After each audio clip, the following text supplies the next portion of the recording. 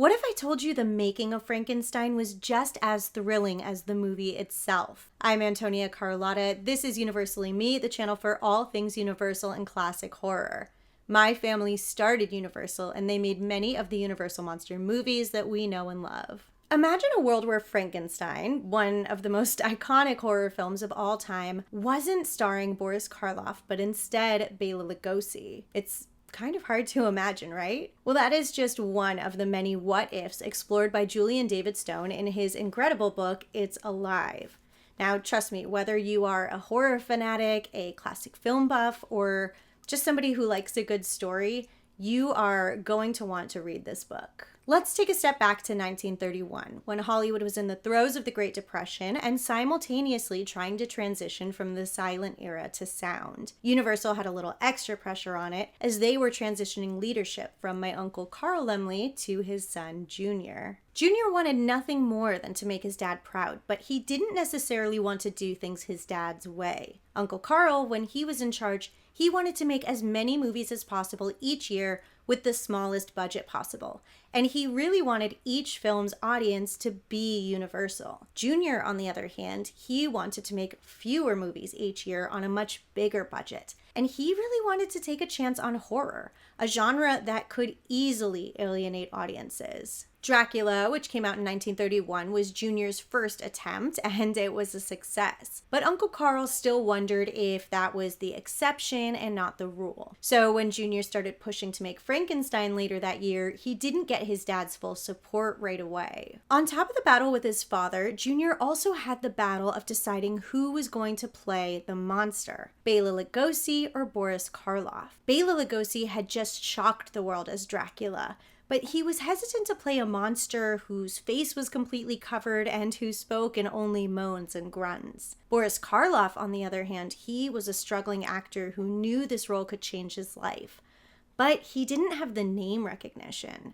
In fact, even when he was cast, he just ended up being billed with a question mark, and he wasn't even invited to the premiere. In the months leading up to the filming of Frankenstein, there are various conflicting reports that sometimes say Bela Lugosi in Frankenstein, sometimes Boris Karloff in Frankenstein, back to Bela Lugosi, and it's in fact these very conflicting reports that inspired Julian David Stone to write It's Alive. So the book opens 3 days before the filming of Frankenstein in the midst of all the chaos. And Julian does a really good job of weaving together the real life events with fictional elements to make this story that's like super rich and exciting. It's not 1,000% factual, like you couldn't write your history paper using this book, but a lot of it is, and it makes a really good story. It's Alive really brings a fresh perspective to a story that, like, almost all of us horror fans kind of already know. But that's what makes the book so special to me.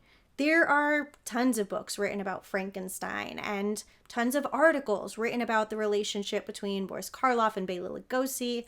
I guess a few less written about the relationship between Carl Laemmle Sr. and Jr., but Julian David Stone isn't just recounting facts here, he's bringing the emotional stakes of it all to life. I've heard the stories and rumors. I know what's been passed down from my family. I know a lot factually about my family, I guess obviously. But there's something really special about It's Alive, which it's kind of hard to describe, but I almost feel like it's the first time that I've really gotten to experience Uncle Carl and Junior, like, beyond what's been told to me. It's like I got to really live a couple of days with them and experience them as people and get to know them in a different way. And I don't care if it's not 1,000% accurate or exactly as it happened, but I can't think of another time when I've gotten to know them like this. And if you love Uncle Carl and Junior, if you love Bela Lugosi and Boris Karloff in Frankenstein, I think you might have the same experience reading this book. So on October 6th, Julian David Stone and I will be appearing together at LA Comic-Con. October 31st is Halloween, of course. November 21st will be the 93rd anniversary of Frankenstein. And then, of course, we've got the holidays after that, where you're going to have to buy presents for your other horror-loving friends. So those are just a few of the reasons that you should buy It's Alive. And if you catch Julian and I at LA Comic-Con, or if you catch me on October 20th and 27th at the Old Town Music Hall, I'm introducing Dracula and Phantom of the Opera. October 26th at the Gardena Cinema for their Monsterthon, or anywhere else, I know we would both happily sign some copies for you.